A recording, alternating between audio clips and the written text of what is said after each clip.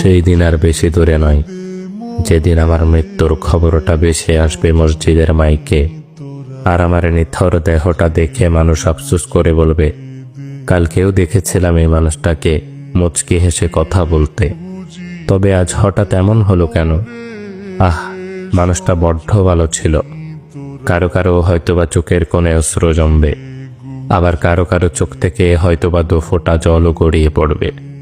আবার অনেকেই খুশি হয়ে বলবে, যাক, ভালোই হলো, আপদটা বিদায় হয়েছে।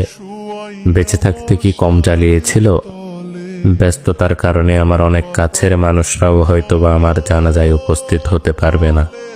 আবার অনেক দূরের মানুষও শত ব্যস্ততার মাঝেও ছুটে আসবে আমাকে শেষবারের মতো বিদায় দিবে বলে। লুকিয়ে থাকবো আমি 3 টুকরো সাদা কাফনের আড়ালে।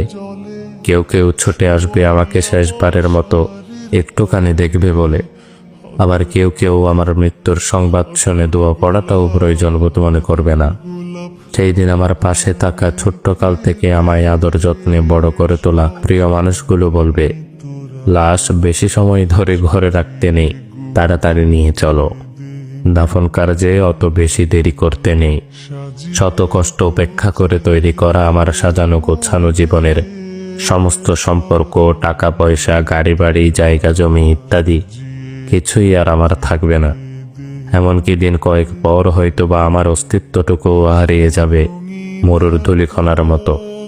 তারপরও কেন জানি আমার অহংকার, সম্পদের লালসা, ক্ষমতার তৃষ্ণা ইত্যাদি যেন দিন দিন বেড়েই চলেছে। একদিন আমার মৃত্যু হবে, আর সবকিছুই ছেড়ে চলে যেতে হবে সেই অন্ধকার কবরে। এই কথা যেন জেনে বুঝেই ভুলে বসে থাকি এই মিথ্যে দুনিয়ার মিথ্যে মায়ার চাদরে নিজেকে জড়িয়ে রেখে।